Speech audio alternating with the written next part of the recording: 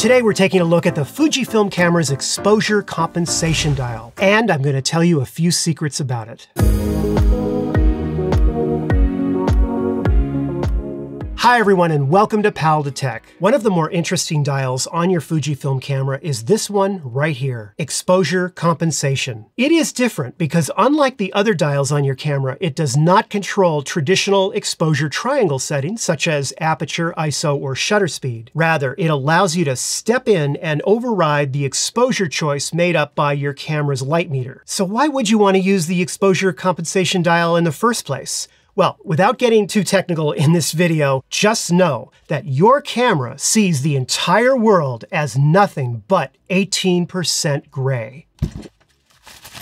This shade of gray is everything that your camera sees the world as. And because of this, sometimes your blacks come out too gray and your whites also come out too gray. And you therefore need to shift either up or down the exposure spectrum of how the camera sees the world. And you do that, of course, with the exposure compensation dial. Let me show you. Okay, so I've got this scene set up right here, which is basically light temperature at 5600 Kelvin, which is of course approximately daylight. So for the snowy hill background of this demo, I decided to grab my trusty roll of paper towels. Frankly, I don't know what I would do without paper towels in this studio. Let's go ahead and make our snowy mountain background here. And for the purpose of this demo, I'm going to put my photometry settings in multi, which I believe is the default setting when you purchase a new Fujifilm camera. Notice how my exposure meter on the left shows a perfect exposure according to the camera. Or I should say, according to the camera that only sees the world in 18% gray. And my exposure compensation dial is set to 0. But have a look at the background. It's supposed to be pure bright white. It sort of has this muddy grayish tint to it. So I'm now going to go ahead and start turning the exposure compensation dial up 1/3 of a stop. Here we go. Here's 1/3. Here's 2/3, and now 1 full stop. So according to the camera's exposure meter, the camera is saying, wait a minute, you are 1 stop overexposed here. However, we have now a more accurate representation of the white background, the paper towels, right? And the actual white of the box in front of it. Overall, the scene just looks better. And keep in mind that I am always using my histogram. If you don't know how to use a histogram, please see my video on that subject.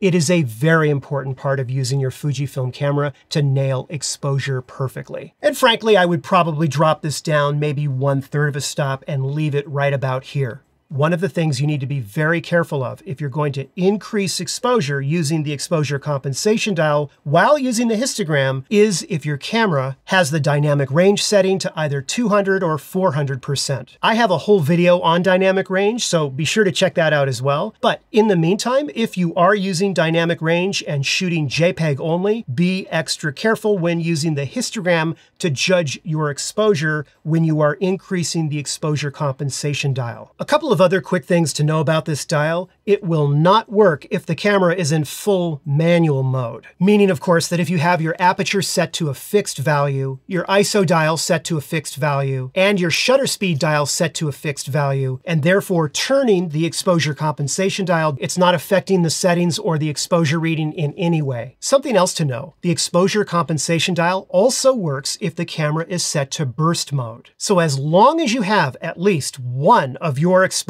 triangle settings on the camera in automatic, then you can use the exposure compensation dial. What's interesting is that if you set a fixed value for your aperture, a fixed value for your shutter speed, and then you put your ISO dial on automatic, this obviously means that the camera is going to automatically choose the best ISO based on what it thinks is the correct exposure. Now watch what happens when I rotate my exposure compensation dial. You see how it's changing the ISO. But what's interesting is that the ISO dial can do the same thing, right? In other words, if I leave the exposure compensation dial on 0, I can, of course, simply rotate the ISO dial to do pretty much the same thing. In this case, I'm telling the camera specifically, using the ISO dial, what ISO to set for what I want the exposure to be. However, if I put the ISO dial on automatic and I now use the exposure compensation dial, there's nothing left for the camera to do but automatically adjust the ISO. Basically, if you do it this way, you're either going to be rotating this dial or you're going to be rotating this dial to achieve the same result. And in some ways, it's actually better to use the ISO dial, as you can go way up a lot further than only the 3-stop limitation on the exposure compensation dial. So as promised, here's a couple of secrets about this dial. The first thing is that you can actually get more stops of exposure compensation than what you see here on the dial. In order to do that, you need to put the dial in C, just like this. Once you've got the dial set in the C position, you can then use the front command dial right here on the camera to control exposure compensation. Exactly the same thing as if I were rotating the exposure compensation dial itself. But have a look at this right here. Notice that I now have 5 stops of exposure compensation. You can see how much more flexibility this gives you. One thing to note, if you put your exposure compensation dial in the C position and then you are rotating, your front command dial, and it's not working, there's 2 reasons for this. The first is that the camera doesn't have one of its exposure triangle settings in an automatic position. Simply put at least one of them in automatic and it should work. And the second reason it may not be working for you is that it is not set correctly on the front command dial. And what you need to do there is press in on the front command dial, hold it in, just like this.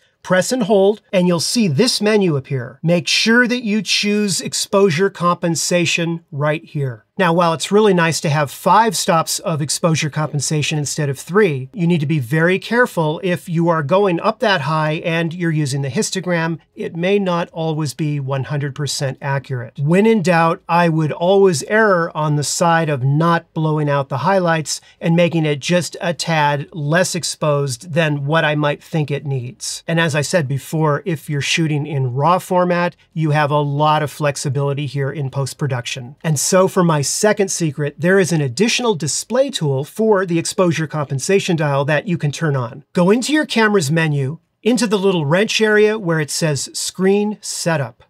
Find the DISP Custom Settings choice, and look here, Exposure Compensation Digit. You see that? Go ahead and tick the box. So have a look at this now. You see what's changed? Here's what it was before, and here's what it is after. So now when you adjust the exposure compensation, you can actually see the numbers right at the bottom of the display right here. And of course, that is in addition to what is on the left side. You could have either both of them on, or one or the other on, or both off. And I notice that when I'm looking through the viewfinder, my eyes are always looking in that bottom area anyway, so having it right there is very helpful. One final thing I wanted to mention about the exposure compensation dial, and that has to do with shooting video. If you set your camera to movie mode, notice how the exposure compensation gauge on the left now changes to only 3 stops. And of course, you can change the exposure compensation with regard to movies as well. But it does work a little differently. Let me show you. When you're in movie mode shooting video, you only get 2 stops of choice either way with exposure compensation. So even though the dial gives you up to 3 stops in either direction, the camera will stop making adjustments after 2 stops in either direction. But it gets even stranger. When you go the other direction, in other words, you're reducing exposure, yes, technically you should get up to that 2-stop limit, but it doesn't always do that. So watch this. I'm going to reduce the exposure by turning the exposure compensation dial. I'm going to go 2 stops down, but look, the camera stopped right here. In this case, it will not go beyond 1/3 of a stop below what it thinks is the right exposure. Even though I have the dial set all the way down as far as it can go, it stops right here. I think the reason it's doing this has to do with because I have the ISO dial in automatic, and because the lowest native ISO that the Fujifilm camera can give you is 125 ISO, and I'm telling the camera, make it darker, make it darker. The camera is not able to change the shutter speed because we got to have that fixed shutter speed. And because I had set a fixed value for my aperture, the only thing it can do is adjust ISO. And because the camera cannot go below 125 ISO and make it even darker, there's nothing it can do. And so that's why it stopped right there, even though I kept trying to go lower with the compensation dial. This problem could be solved in either one of 2 ways. The first is you could put an ND filter over the camera, and now you have lowered your exposure, obviously, like putting on a pair of sunglasses. Or if you don't have an ND filter, then allow the camera to adjust your aperture to close it down. I'll simply put it in automatic, just like that. Now, when I go to rotate the exposure compensation dial, look at this. I can now bring it all the way down to the full 2 stops if I want to. So before I go and wrap up today's video, I've got a brief announcement to make. I am so pleased to say that today we've got a brand new Geariguana Hall of Fame member, Scott Huffman. Scott, thank you so much. This really helps support the channel. Now, without any further ado, let's get your name added permanently to the studio wall.